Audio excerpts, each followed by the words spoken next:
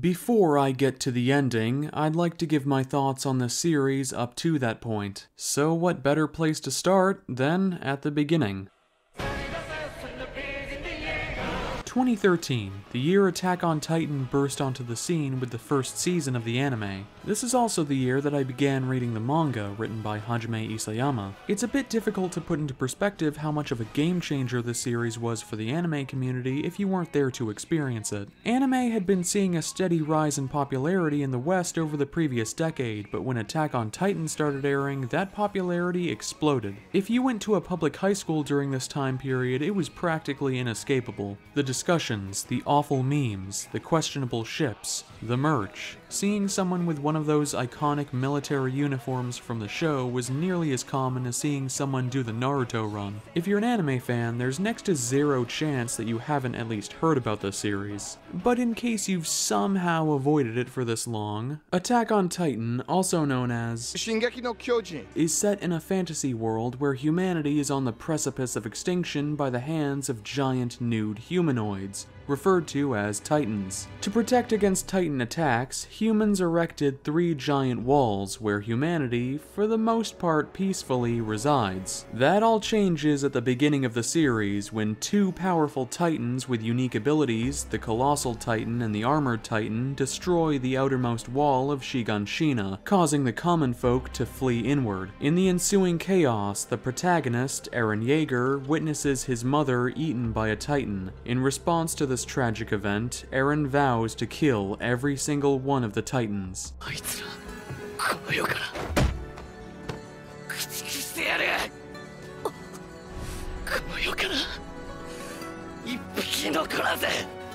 Eren, along with his close friends, Mikasa Ackerman and Armin Arlert, enlist in the Survey Corps, a military branch focused around Titan combat and exploration outside the walls. In addition to wiping out Titans, we're given the extra goal of finding out what happened to Eren's father, Grisha, who vanished during the initial Titan attack. And then, of course, there's the mystery of finding out what's in Grisha's basement, which he had entrusted Eren with a key to. Being a shonen action series automatically gave Attack on Titan a huge popularity advantage, but what helped it stand out was that it was a bit gorier and more horrific than your typical battle shonen. The designs of the Titans could be genuinely unnerving at times, and they were built up as terrifying killing machines that would require a lot of effort from our heroes to take down. This was also the same point in time when The Walking Dead was at the peak of its popularity, and even if Attack on Titan had its own twist on the concept, the idea of a group of humans fending off slow, lumbering creatures that wanted to eat them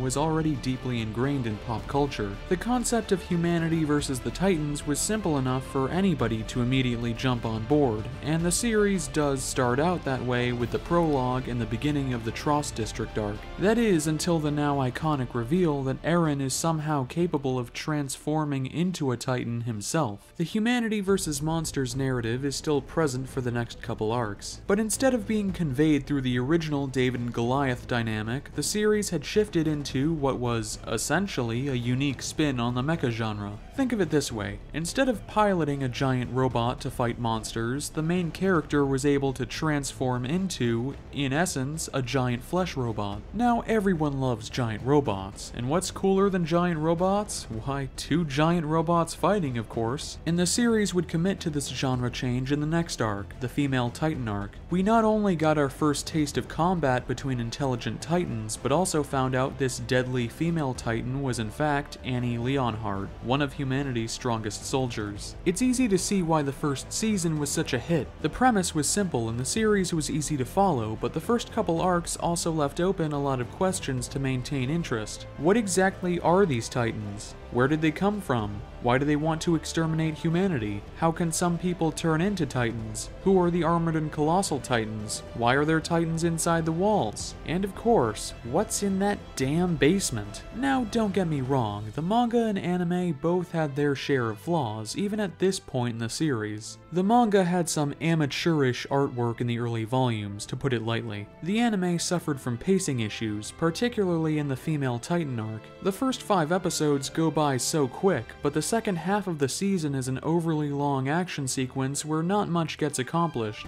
and the Boulder arc isn't exactly earning top honors in the anime or manga, unless, I don't know, Watch Mojo makes a top 10 rocks in anime or something. There are also a couple small changes in the anime that I don't think ended up panning out so well. The worst offender for me is the scene right before the final fight with Annie at the end of the Female Titan arc. In the manga, Eren is pretty quick to work up the resolve to fight Annie, but in the anime it's changed into this long, drawn-out scene where Eren repeatedly refuses to fight Annie, letting her wreak havoc for a few minutes. I get that this was likely done as an attempt to humanize Eren, but the two weren't really close friends or anything. They didn't even have that many scenes together, and considering where his arc would end up going, the scene doesn't really fit with Eren's character. Most of the characters at this point didn't seem to have much depth to them either. I didn't hate any of them, except maybe Connie. Seriously, why is he still alive? But the only one who felt like they got a proper arc was Jean. I did also like Hanji though, she's pretty cute. In retrospect, the motivations of Eren were much darker than his shonen counterparts. Whereas characters like Ichigo simply wanted to protect their home and their friends, and characters like Naruto had dreams of attaining status and respect. Naruto!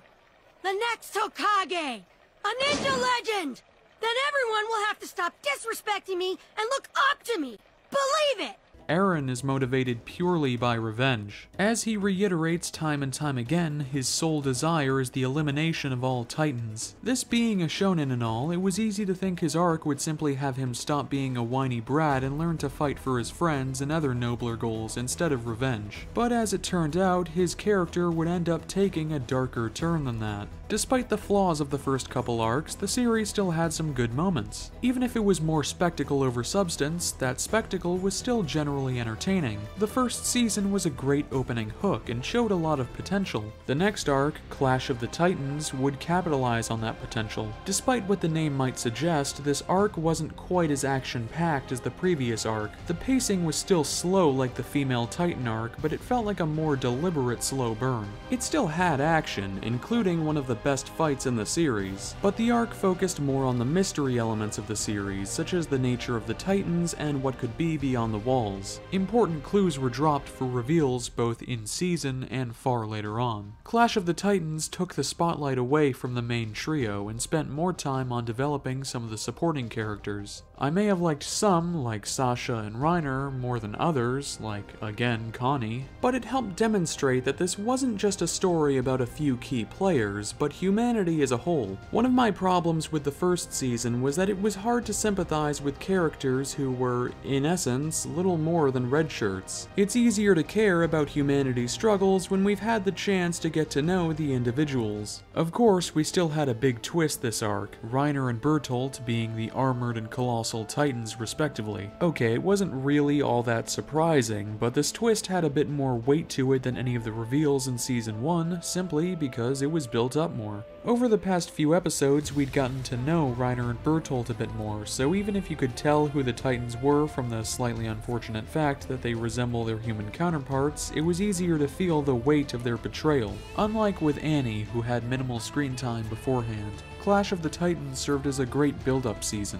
The arc provided a couple answers, but left even more questions, such as the identity of this new intelligent beast titan, what could be beyond the walls, and the nature of the unknown threat that, for whatever reason, wanted to wipe out humanity. Despite all these lingering questions, the next arc, the Royal Government arc, would switch things up with a plotline centered around a political coup. The enemies were humans instead of titans. The Survey Corps attempt to overthrow their corrupt government by proving Historia Rice, the girl formerly known as Cristal Lens, as the rightful ruler. And you know what? It's a pretty solid arc. Considering everything the Survey Corps had done up to this point had been in order to protect humanity, it was an interesting twist to have the government be just as dangerous a threat as the Titans. The antagonists were still unquestionably evil, but they were also people with their own dreams and ideologies, same as the main characters. And speaking of our main characters, some of them really got to shine in this arc. Historia was a character who never had much agency in the prior arcs, but it was satisfying to see her grow as a character by taking charge and rejecting her dad's ideals. Levi's popularity always seemed overblown to me, and well, it still is. Highest rated character of all time on Annie list? Come on, that's a bit much. But he actually had an arc now. We learn about his backstory and how he grew from a kid who had to kill to survive into a man who fights for his comrades. My favorite character this arc, though, was Erwin. Seeing him turn the tables on these smarmy politicians was one of the best moments in the entire series. Erwin's arc played into the central themes of the series as well. Attack on Titan had gone from a conflict between man and monster to a conflict of ideology.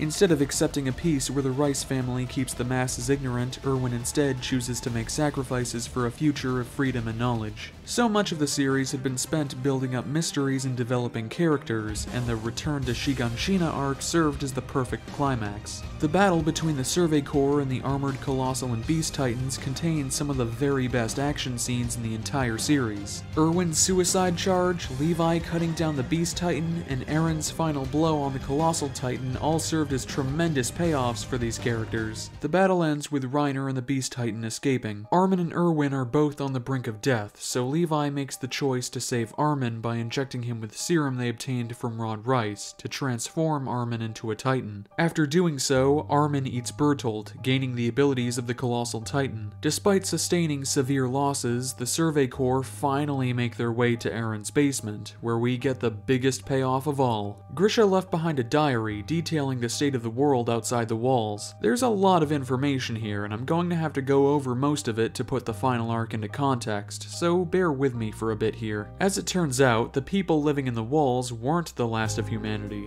Far from it. The series up to this point took place on a relatively tiny island known as Paradise. Outside of Paradise, there are millions of people across the world, but this isn't a happy revelation for our leads. Right across the ocean is a nation by the name of Marley, which is also the home of Annie, Bertolt, and Reiner. Everyone on Paradise belongs to a race of people known as Eldians, descendants of Ymir, the first Titan. Basically, Eldians are able to transform into Titans when they ingest or are injected with the spinal fluid of another Eldian. Eldian criminals are brought from Marley to Paradise, where they're turned into Titans and made to roam the island, feeding on their own people. Eldians still live in Marley, however, they're forced to live in ghettos and are treated as a subspecies by the Marleyans. It's unknown who drew first blood, but for countless generations there's been a bitter history of bloodshed, racism, and oppression between Eldia and Marley. The Beast Titan is another soldier of Marley. His real name is Zeke Yeager, the half-brother of Eren. Grisha's first wife was Dinah Fritz, a descendant of Eldian royalty. Grisha and Dinah were rebels against Marley and attempted to raise Zeke to carry on their vision. This didn't exactly work out as planned, and they were both captured and taken to Paradise. Dinah is turned into a Titan, and would ironically end up being the one to eat Eren's mother several years later. A man on the inside named Eren Kruger is able to save Grisha at the last moment, and allows Grisha to inherit his Titan. Long story short, there are 9 unique Titans. When an Eldian as a basic Titan eats one of these 9, they gain their abilities and are able to transform into that Titan at will. It was shown in a flashback that Eren had eaten his father and inherited his Titan not long after the initial attack on the walls. The name of Eren's Titan? The Attack Titan. Shingeki no Kyojin.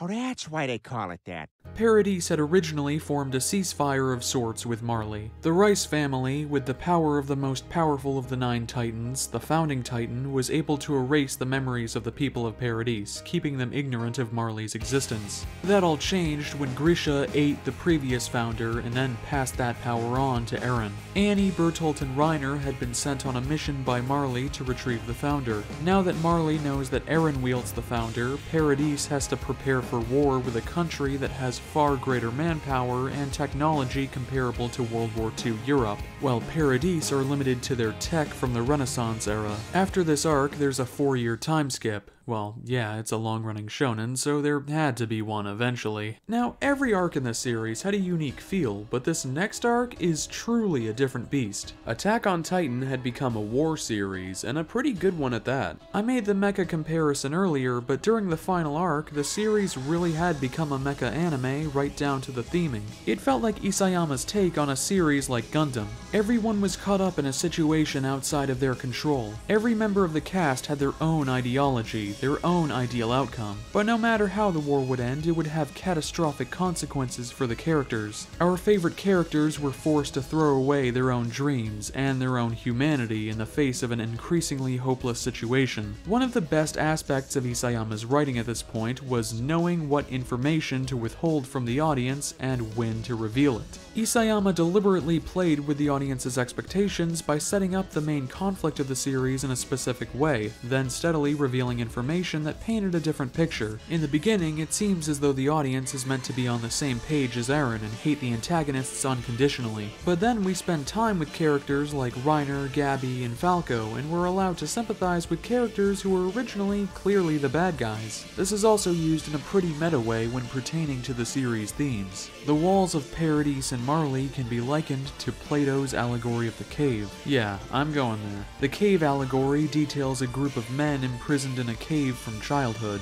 They're chained up in a way where they can only look at the cave wall directly in front of them. Behind the men is a fire, and other people will hold up objects such as puppets. All the prisoners know is the shadows of these puppets. This is what reality is to them, simply because they don't know any better. Attack on Titan allows us as the audience to share the view of these men in the cave. Paradise, and by extension the reader, had no knowledge of the outside world. All they know is another country wants them dead for things they had no control over. The child soldiers of Marley have gone through a similar upbringing. All they know is the people of Paradise are devils who also want them dead. Marley is able to utilize the power of Titans by raising young Eldians to believe that they're so-called good Eldians who can save the world by purging the evil Eldians. The way the series commented on the effects of government propaganda was pretty nuanced, since we're put in a situation where it's impossible for us to know any better. It's only after we learn about the plights of both sides that we're able to form a complete opinion of these characters. There weren't any clear indicators of who to root for anymore, since no one was completely evil or completely innocent. Even the big meme, Shinzo wo Sasageyo, had its meaning changed completely. What was once a triumphant rallying cry had become something much darker,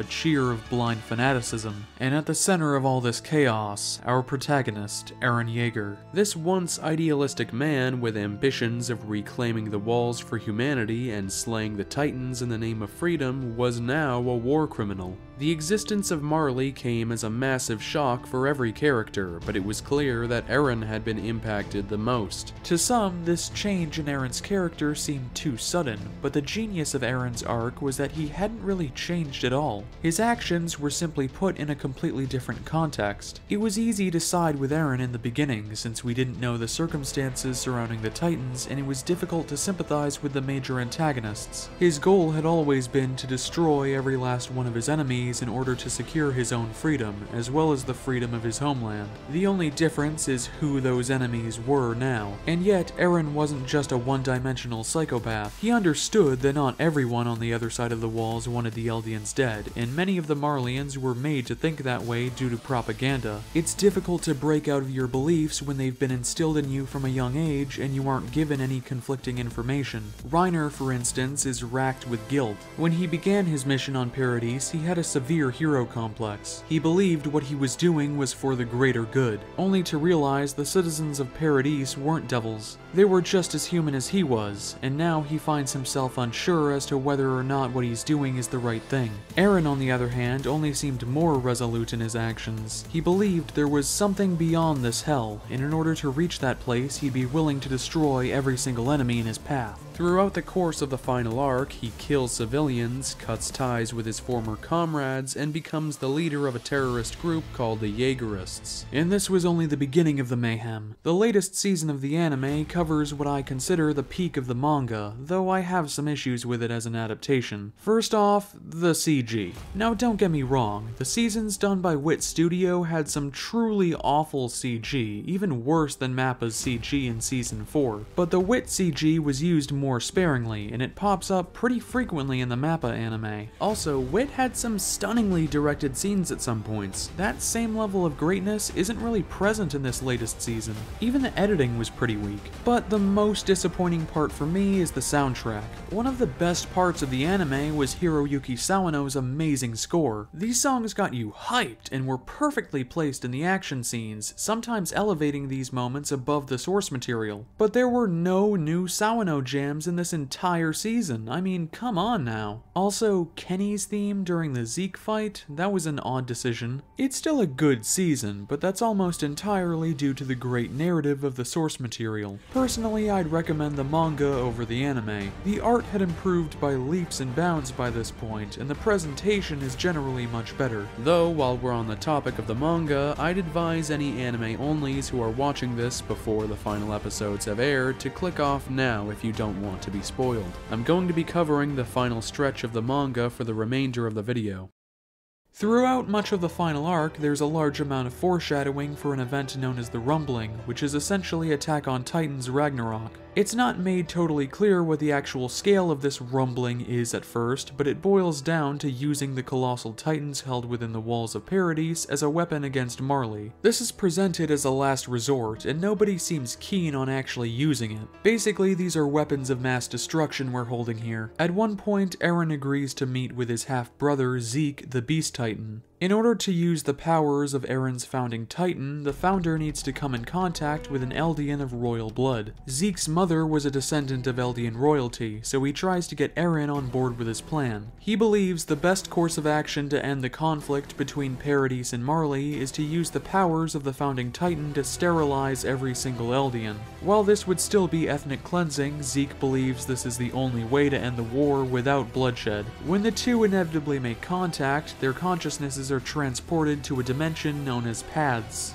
This was mentioned briefly at the end of Return to Shiganshina, but paths are essentially a supernatural link that exists subconsciously between every Eldian. This is how users of the 9 Titans are able to obtain memories from past users of their respective variant. This is where Eren and Zeke come across the soul of the first Titan, Ymir Fritz. Zeke is about to ask Ymir to sterilize the Eldians, but Eren reveals that he was never in agreement with Zeke's plan. His real plan all along was to trigger the rumbling and wipe out every single living being outside the walls of Paradise. It's also here that we get the most galaxy brain twist in the series. The Attack Titan has the ability to see future memories. In addition, it's able to obfuscate memories for past Attack Titan users. Using this ability, Eren influenced Grisha to eat the previous founder. Zeke is naturally horrified by Eren's actions, but Eren reiterates that this aspect of his personality isn't coming out of nowhere. Even since he was a child, he had always desired freedom, and he'd always been willing to take away the freedom, thus the lives, of those who try to take away his own freedom. And so, Eren convinces Ymir to take her own freedom by joining him and triggering the rumbling. This moment was legendary. I was already loving Eren's character by this point, but after this, he'd cemented himself as one of my all-time favorite protagonists and antagonists in anime. I was ready to call this final arc one of the greatest arcs in shonen, maybe one of my favorite arcs period. This arc had so many amazing payoffs that the previous arcs were made even better in hindsight. But then, the post-rumbling chapters happened. In hindsight, the warning signs were there before Eren had actually activated the rumbling. In Isayama's attempt to get all Galaxy Brained, he introduced a pseudo-time travel plotline. Time travel can be a tricky concept to successfully execute, and a bit dangerous to introduce this late into the story since it's easy to create a boatload of plot holes. Eren is the one who motivated his father to eat the previous founding titan so that Eren could then inherit it from Grisha. Obviously, if Grisha had died here, Eren wouldn't have been able to send his thoughts to Grisha in the first place. But I'm willing to buy that Grisha would have eaten the founder either way, and it's just a case of Eren giving him some extra motivation this time. What did make me a bit nervous though was Eren being able to see the future. This could have originally been intended as something to further solidify Eren's ambitions. A bit of thematic set dressing. Though I'll be discussing this plot thread again more thoroughly when we get to the finale. But what did Eren's friends think of his plan? Well, as it turns out, they aren't exactly on board with the idea of global genocide, even if this would save Paradise. Hanji even says that genocide is wrong. Obviously, Hanji's right, but having the character literally say that genocide is bad is pretty silly.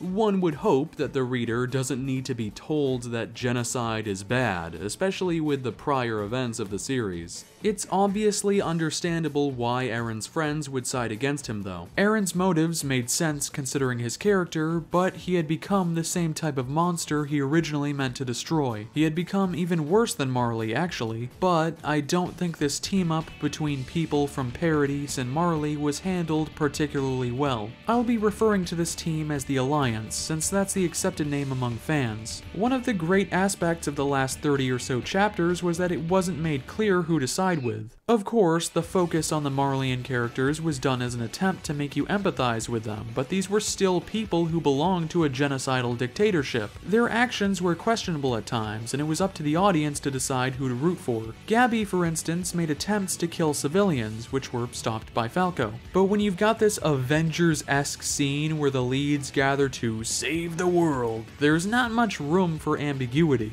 I'm not saying I can't appreciate an old-fashioned good versus evil story, but this tone is out of place in Attack on Titan. The actions of certain characters were swept under the rug just so that the Alliance could coexist. Sure, Reiner and Gabby were only reluctantly accepted in due to killing Marco and Sasha respectively, but they also showed that they wanted to atone for their actions, especially Reiner. That doesn't really happen with Annie though. I know it was about 100 chapters prior, but it seems like the characters just kind of forgot that she brutally killed entire squads of people during the female Titan arc, and that she clearly enjoyed doing it. Instead of having her actually take responsibility for her actions, we just get this funny scene of her eating pie, because that totally redeems the character. On top of this, we have a very forced and very awkward romance between her and Armin. You'd think Levi or Hanji would have a problem with Armin trying to get it on with the woman who killed so many of their scouts, but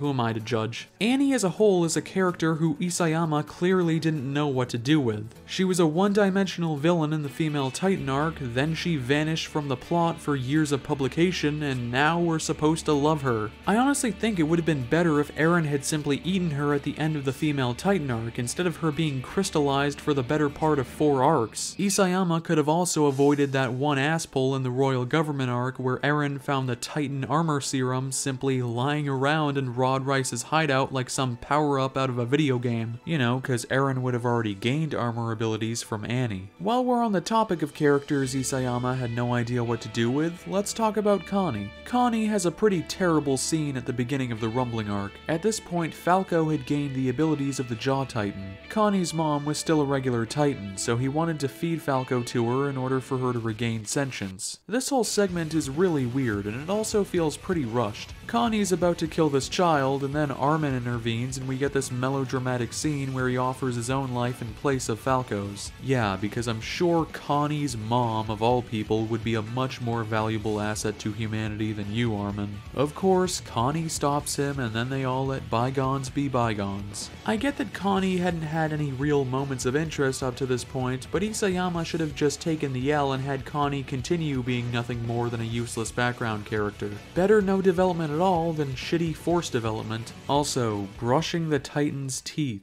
That was pretty dumb. The action in the Rumbling arc is pretty weak. It's funny in retrospect that Attack on Titan initially had a reputation for being a series where anyone can die, but with few exceptions, the vast majority of deaths are villains and red shirts. For a climax where the stakes are higher than they've ever been, the finale holds back so many punches. The Alliance fights against the Jaegerists, and despite having heavy firepower and being a force of at least 50 or so people, they all get stormtrooper aim and not a single Alliance member is killed. Now you might be saying to yourself, but bastard, you're overlooking the fact that Magath and Shadis sacrificed themselves to buy time for the Alliance to fly out of the port. See, there's the issue. Every single non-villain death from this point on is a sacrifice. Magath and Shadis sacrifice themselves. Hanji sacrifices herself. Hell, even Zeke sacrifices himself to stop the rumbling. For the most dangerous fight in the entire series, where the characters are being bombarded with all sorts of shit from the Jaegerists and then Eren later on, you'd think at least one person would be killed in the crossfire, but nope.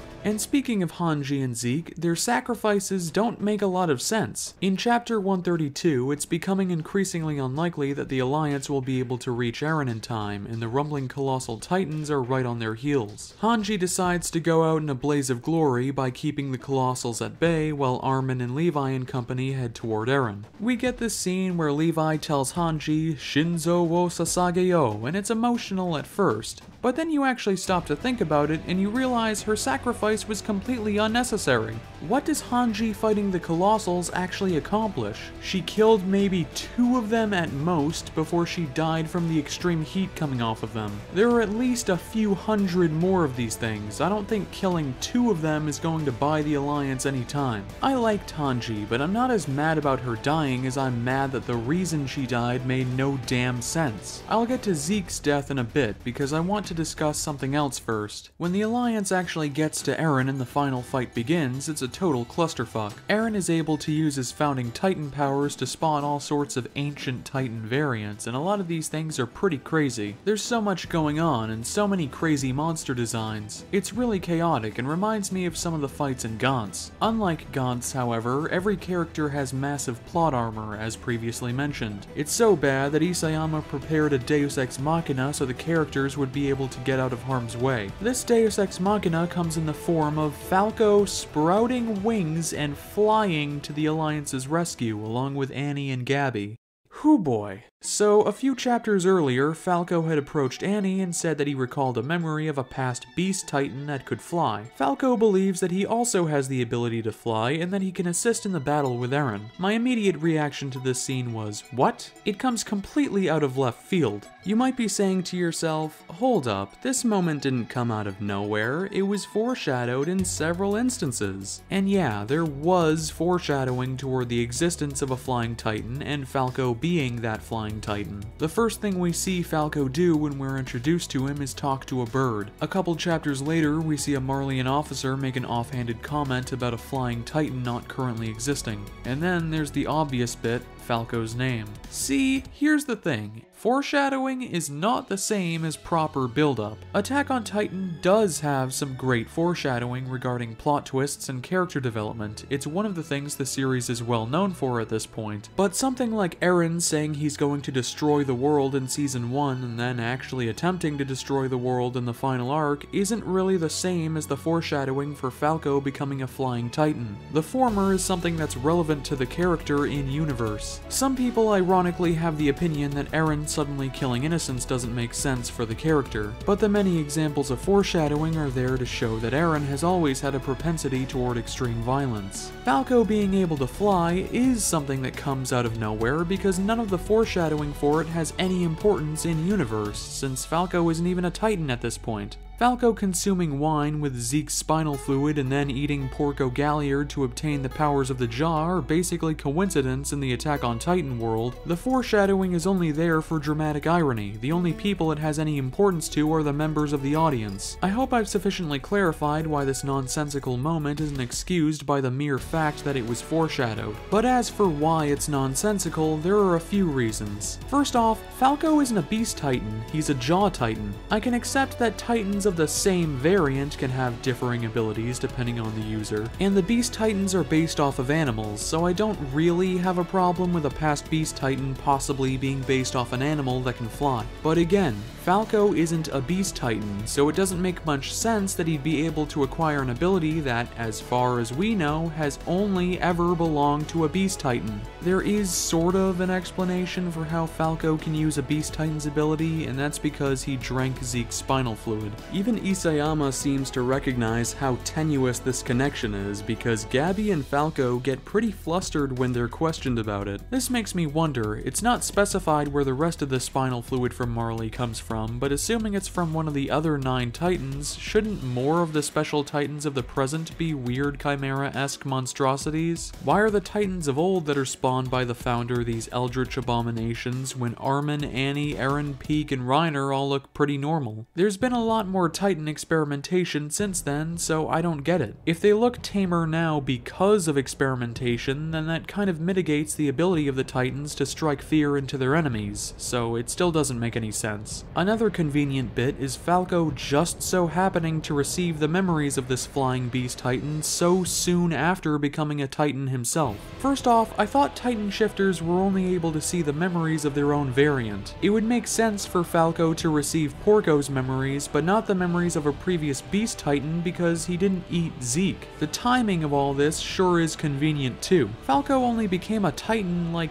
less than a full day ago at this point, and yet he's somehow able to recall the memories of a Beast Titan from several generations ago. It took Armin and Porco 4 years to obtain a significant number of memories from just Bertolt and Ymir respectively, and yet I'm supposed to believe that Falco got these memories this quick when it just so happened to be convenient for the Alliance. There have been asspulls in Attack on Titan before. Reiner being able to shift his consciousness to his torso after having his fucking head blown off and return to Shiganshina is quite an infamous one. But I'd argue with Falco it's even worse because the asspull is done in order to move the story to the desired conclusion. At this point, even I, who had been pretty hyped only 5 chapters ago, thought that some of these recent chapters were genuinely pretty bad. And unfortunately, it gets much worse from here on. Chapter 137 is a fucking doozy. After some fighting, Armin encounters Zeke in paths, and they have a leisurely chat on the meaning of life. Zeke is in full teenage nihilist mode and says he doesn't believe there's a greater reason for living other than multiplying as a species. Armin refutes this by saying it's the little things that make life worth living. Life good because it good sometimes. Zeke is instantly convinced by Armin that life is worth living after all, and so Armin has Zeke kill himself in order to stop the rumbling. Seems a bit contradictory to the whole message of Armin's speech, but there's no time to flesh out any of these characters or plot lines. Isayama needs to wrap this up so he can get to work on his onsen after all. But hey, if Zeke could escape from paths in the first place and his death actually had an impact on the rumbling, why didn't he just immediately kill himself instead of twiddling his thumbs for 15 chapters? And if all of these past titans such as Grisha and Kruger could materialize from the founder, why didn't they do that in the first place? Oh right, then Isayama wouldn't have been able to jerk off his favorite character Armin. Chapter 138 is more fighting. Eren transforms all the Eldians into pure Titans and inexplicably becomes colossal-sized. Mikasa then leaps into Titan Eren's throat, where Eren's head is at. I don't know why his head is there when his body should be in the Titan's neck, but either way, Mikasa delivers the killing blow. And finally, here we are, Chapter 139, the end of the series. For a single 45-page chapter, there's a lot to cover, and I'll have quite a bit to say about it all, so strap in, lads. The chapter begins before Eren's death. Armin and Eren are having a conversation in paths, and Armin questions Eren on why he went through with the rumbling. Eren's answer is that everything he'd done was meant to push his friends away from him so that they could then defeat him and become the heroes of the world. So only 2 pages in and we're already ripping off Zero Requiem. Eren clarifies that the rest of the world won't be able to wage war with Paradis because the rumbling wiped out 80% of the population. Now, this is total bullshit. It's been reiterated time and time again that Paradis has an incredibly small population, especially what with all the Titan attacks, people killed in the Jaegerist takeover, and the Jaegerists who were killed by the Alliance. I'm pretty sure even 20% of the world could easily scrounge up the resources to attack Paradis and win. And they'd have good reason to, because Paradis is still clamoring for war. I feel a bit embarrassed using Code Geass as a positive counterpoint after making that massive critique a while back, but Zero Requiem at least kind of made sense as a goal, even if it was a bit idealistic. Lelouch's goal was to destroy Britannia, so he wanted to unite the world against him before dying along with Britannia. The same method doesn't work in the case of Eren, since he was fighting for Paradis and his goal was to keep Paradis safe, not to die along with it. Lelouch was also easier to sympathize with because he didn't kill millions of innocents to achieve said idealistic goal. I had problems with Lelouch's intelligence being portrayed inconsistently, but at the very least his sense of justice was pretty consistent. Even if the Alliance defeated Eren, 80% of the world was still destroyed by an Eldian, so I don't think international opinion on a nation of Eldians is going to be too positive. Especially since, as we find out later in the chapter, Paradis is still under Jaegerist control. I know some fans weren't too keen on a total genocide ending. It's a bit bit dark, but that would have actually made it so there was no way for the rest of the world to retaliate. Paradise would absolutely be safe. That was kind of the point of Eren's original goal of killing everyone outside of Paradise. I can only imagine Isayama was forced to change the ending by his editors because the publication didn't want their massively popular shonen series to have such a grim ending. And that's the thing. Shingeki no Requiem, as I'll be calling it, doesn't have any buildup. There's nothing to indicate that Eren was going to give up halfway through and allow himself to be killed by the heroes. Quite the opposite, actually. There are many instances where Eren states his goal is to kill all of his enemies. Remember Eren's famous quote, "I keep moving forward until all of my enemies are destroyed"? I don't think the Eren who spoke of seeing the other side of hell was planning on dying here. You might say that Eren was only acting as the bad guy this whole time so that his friends could be heroes, but I don't buy that theory. I'm pretty sure Eren wasn't acting when he said, "If we don't fight, we don't win," because the first instance was when he was a child. This was before he touched Historia's hand and had access to his future memories. And the last instance was him speaking to himself. I'm pretty sure Eren wasn't acting when he told Reiner and Bertolt he was going to give them the most painful deaths imaginable. Again, he didn't have his future memories at this point, so what motivation would he have to play the villain? I'm pretty sure Eren wasn't acting when he said he was going to kill every last one of those animals in his own subconscious. And I'm especially sure Eren wasn't acting when he told Zeke, "If someone tries to steal my freedom away, I won't hesitate to take theirs. I've been like this since birth." Zeke would end up being trapped in paths for the rest of the story, so I don't see what Eren would gain from hiding his motivations from Zeke aside from just fucking with him for the lulz. Then we find out from Eren that Ymir was, and still is, in love with the old king Karl Fritz. You know, the guy who used her as a breeding slave and forced her own daughters to eat her in order to pass on her abilities? Greatest love story I've ever seen. Next, Eren tells Armin that one of the reasons he killed 80% of the world was so that Mikasa could free Ymir from her quote-unquote agony of love. I can't put into words just how stupid this plot point is, so I'm not even going to try, but why does Mikasa have to be the one to help Ymir? Wasn't that already the point of Eren's speech in chapter 121? You're no slave, you're no god, you're just a person. Ymir was a slave to Karl Fritz in the sense that she was stuck in paths and forced to make titans for him, but there weren't any implications of love. And even so, shouldn't Eren telling her she wasn't a slave have been enough to free her? It seemed to have some effect on her, at least. It's hard to think of anything good to say about Ymir. She was basically a glorified plot device. She doesn't have any stake in this conflict. First, she helps Eren kill millions of innocents, and then she abruptly switches sides and helps the Alliance with no explanation. She doesn't even talk. No personality, no real motivations. Such a great character. The greatest significance Ymir has in the story is lore fodder, since she's the first Titan. She gained her abilities after coming into contact with a strange creature based off of hallucigenia, this weird creepy crawly thing from the Cambrian era. We don't really know the origin of this thing, and it kind of just fucks off after Eren is killed, much like Ymir herself. Back to Eren, we get another revelation regarding him, and this might be the worst part for me. We get a look back on the day when Bertolt and Reiner destroyed the wall of Shiganshina. It turns out that even though Titanized Dinah here could have eaten Bertolt, Eren instead used the power of the Founder to influence her in the past to keep walking and eat his own mom.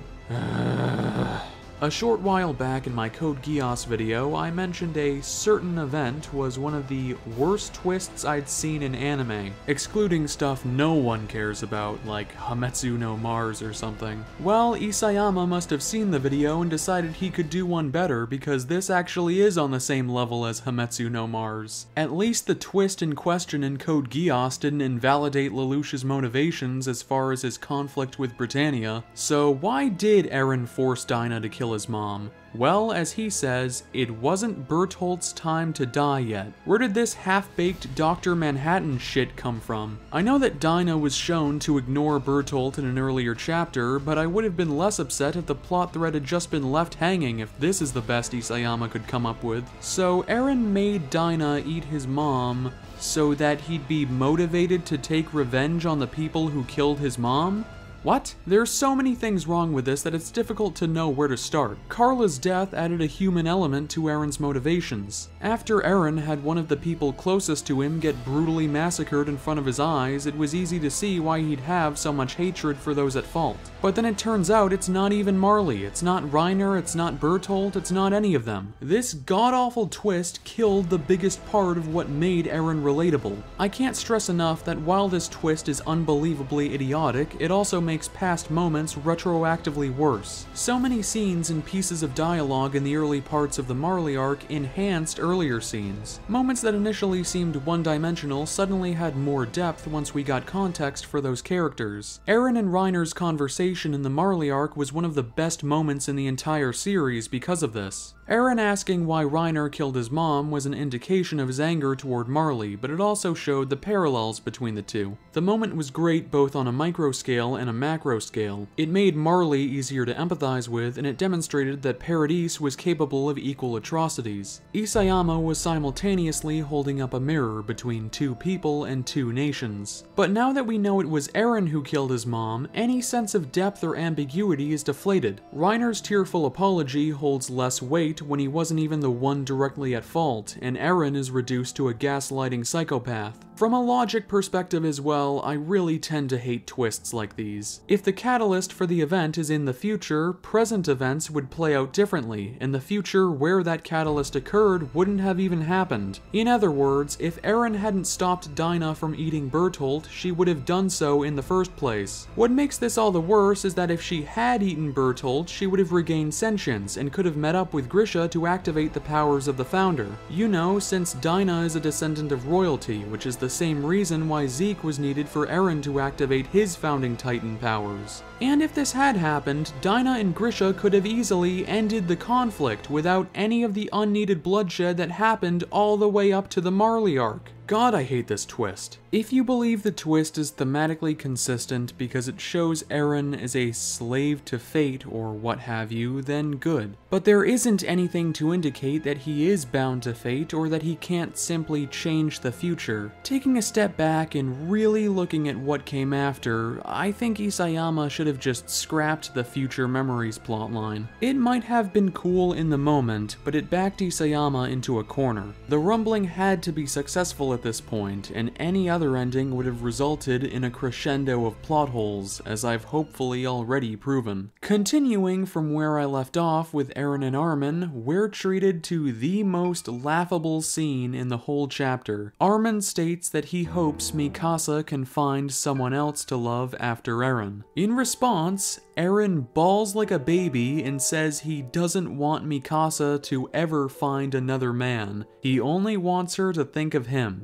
Now, this moment really feels like a kick in the balls as someone who'd been genuinely enjoying Eren's character. After his fantastic arc over the past 50 chapters, watching Eren cry over getting cucked is absolutely laughable. There's a common sentiment I've seen among people who defend this moment. That sentiment being that people are only mad about this scene because their favorite genocidal edgelord turned out to be a flawed human with flawed, messy emotions. But this is overlooking some important things. First off, the appeal of Eren was never that he was a sociopathic war criminal. It was the reasoning behind why he was that way to begin with. His development was rooted in his response to trauma and his black and white worldview. If Eren was only popular for being some edgelord power fantasy, I don't think chapter 131 would have been such a fan favorite. You know, the chapter where Eren shows genuine remorse over having to kill innocents to ensure the safety of his country.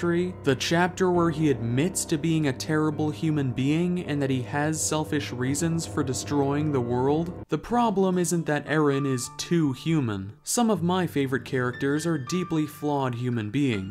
Kaiji Ito, most of the Evangelion cast, Johnny Joestar, Subaru Natsuki, and nearly the entire Higurashi cast are all examples that come to mind. A few of these characters are somewhat controversial themselves, but But the key difference between them and Eren in chapter 139 is that their characterization is actually cohesive and believable. The reason why these characters work is because their flawed natures are hinted at, if not explicitly shown, near the beginning of their character arcs. The shortcomings of these characters function as the basis of their inner conflicts, and they aren't introduced out of nowhere at the last second. They play an important role in their development, from start to finish. Eren Yeager's character completely crumbles when held to the same standard, because chapter 139 is flat out inconsistent with what we've seen of his character up to this point. There's nothing to indicate that Eren wanted to trigger the rumbling to kill 80% of the world and then be killed by the heroes. Time and time again, Eren has reiterated that he plans on wiping out 100% of the rest of the world. I think it's more likely that Isayama only had Eren lose on purpose because there was no other believable way for the Alliance to win against the unimaginable powers of the Founding Titan. Back to the previous topic, Eren not wanting Mikasa to move on from him expressly goes against his desire for his loved ones to be free. It also comes completely out of nowhere, but more than that, there are quite a few prior scenes which actively imply that this isn't the case. Eren had never shown feelings of romantic love for Mikasa. Remember this scene?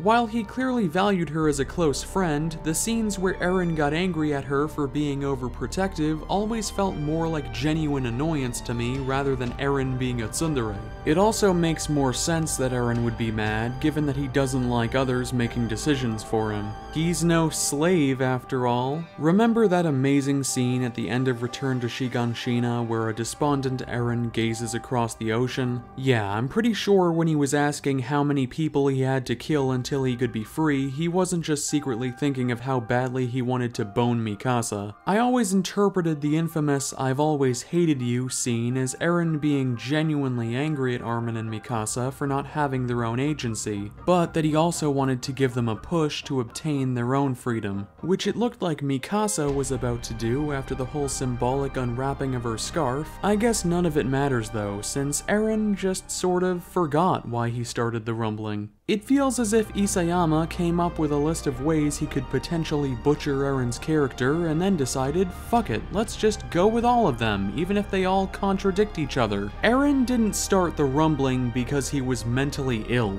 He had legitimate reasoning behind it. Paradis was running out of options, so he believed the rumbling was the last course of action available in order to protect Paradis. If you want to make the case that he forgot why he started the rumbling because he couldn't handle the mental strain that came with killing all those people, then why was he so lucid while telling Armin about Shingeki no Requiem and his feelings about Mikasa? And even if that is the case, it's still lame. Kiritsugu Emiya from Fate Zero is a far better example of a character coming face to face with the harsh reality of his ideals. All of Kiritsugu's actions throughout the series are motivated by a consistent moral code, which makes his breakdown in the final episode all the more impactful. Kiritsugu's entire arc had been building up to this moment, and there are several scenes throughout the series which imply that Kiritsugu's methods can only end in destruction and tragedy. I know that some people critique Fate Zero for being nothing but brainless nihilism, but it did a much better job of communicating its ideas on whether or not the ends truly justify the means than whatever the hell Attack on Titan was trying to say in its final chapters. One of the reasons Fate Zero works so much better as a tragedy is because the tragedy came as a direct result of Kiritsugu's beliefs, whereas Eren just seems to throw his beliefs aside at the last second. Remember when Isayama said he didn't like characters who didn't stick to their goals? The irony is palpable. This marks the end of Eren and Armin's conversation, and Armin decides to conclude it with a line that I'm sure will go down in infamy as one of the most unintentionally hilarious lines in manga. Eren, thank you. You became a mass murderer for our sake. You know, a common criticism I've seen regarding a hypothetical genocide ending is that it would be a bit problematic to portray genocide as a viable solution to a problem. But what the hell is this supposed to be? Eren kills 80% of the world and then Armin thanks him for doing so. It's not even like the ending would necessarily glorify genocide if Eren achieved his original goal. The series could have been a great tragedy about the endless cycle of hatred that war creates and how it can only result in destruction when neither side attempts to understand the other. I recently made a video where I talked about a movie called Straw Dogs, and I made a statement that I don't really stand by anymore about the movie not making it clear how the audience is supposed to view the main character. I've come around to the film now because it at least has enough respect for the audience to allow them to come to their own conclusion. Before these last few chapters, Attack on Titan was the same way. Eren was merely portrayed as a flawed guy who resorted to extreme methods because he thought it was his best option in a situation out of his control.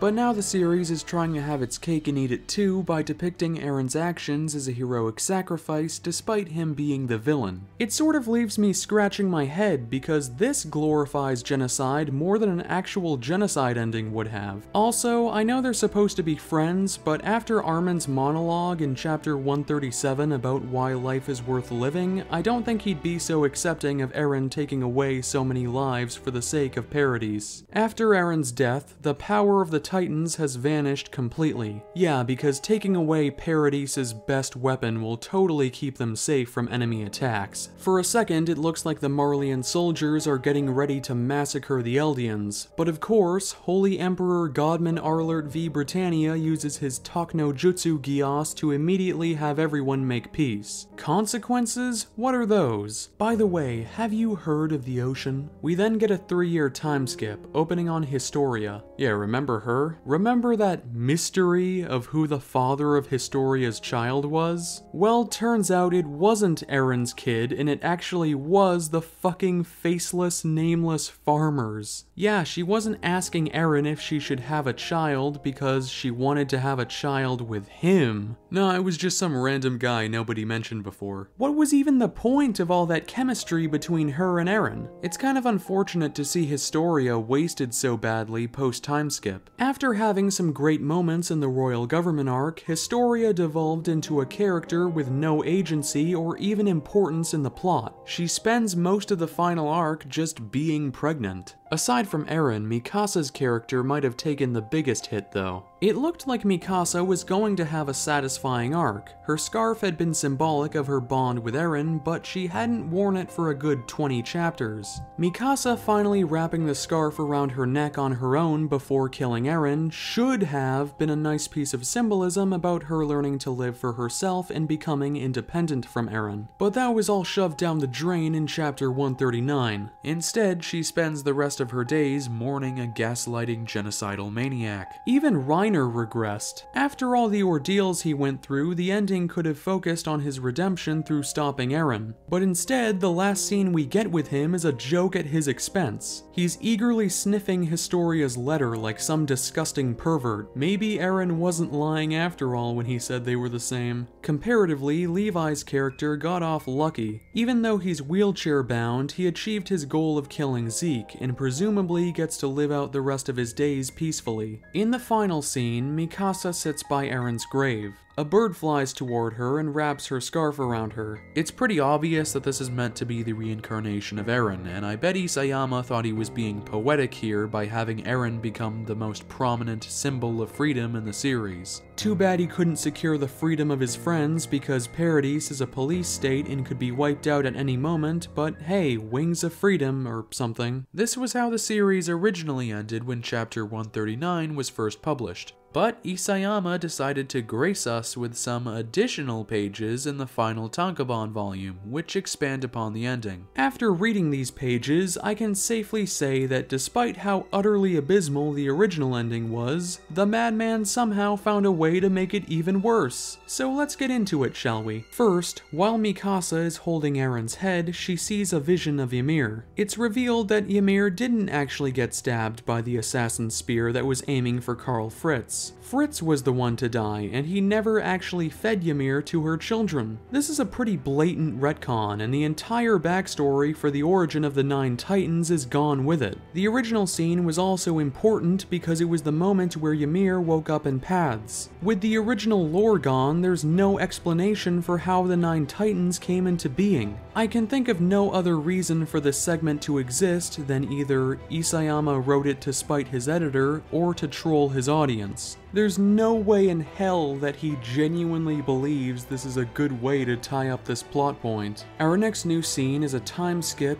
after the original time skip in chapter 139. Mikasa is seen visiting Eren's grave again with her husband, presumed to be Jean, and her child. Eren must be rolling in his grave right now, especially when it turns out that Paradise ends up getting destroyed in the future, which kinda proves everything that I initially thought about the supposed safety of Paradise. You know, I'd be fine if Paradise was destroyed if Eren was actually killed by the Alliance while aiming to achieve total genocide. This only further proves that Shingeki no Requiem was a dumbass plan, and that Eren being able to see the future shouldn't have been a plot point. The entire point to his original plan was that with the rest of the world gone, there'd be nobody left to endanger Paradise. Please explain to me how this is any better than what Zeke was planning. The Eldians would still be gone after about 100 years either way, but one plan didn't require the deaths of millions of innocents. Long after this, we see a young boy approach the tree marking Eren's grave, and in the tree there's a large hole similar to the one that Ymir fell into before she became a Titan. So yes, the implication is that the power of Titans still exists. In other words, Eren achieved absolutely nothing. Maybe it's a good thing Erwin didn't live to see this. I often hear people talk of how Code Geass R2, despite being the mess that it is saved by the ending. If you agree with that assertion, then truly, Attack on Titan is the anti-Code Geass. A series that seemed to just keep getting better and better with each new arc, only for the writing to plummet to an unimaginably terrible quality right at the end. Despite its flaws before the Rumbling arc, I think Attack on Titan could have gone down as one of the best shonen series in recent memory. But despite all the great moments that came before, the ending soured the entire experience for me. I can definitely look back and laugh at the ending of Attack on Titan, but I want to stress that this is the absolute worst kind of ending. An ending that not only fails to deliver on long-running plot threads and character arcs, but also makes so many great moments worse retroactively. Without exaggeration, this is genuinely in contention for the worst ending I've seen in an anime or manga, and I've seen some bad endings. Despite the train wreck that this series ended up becoming, I am glad that I got to experience those great moments in the earlier arcs, and hey, at least we got some good memes out of the ending. I am disappointed that the series went off the rails, but it was still a blast following the community with each new chapter. Seeing the silly theories and titanic meltdowns at the ending was a lot of fun, even if the last few chapters weren't very fun. Farewell, Attack on Titan. Hopefully I'll be moving forward toward a video where I'll be a bit more positive. See you next time.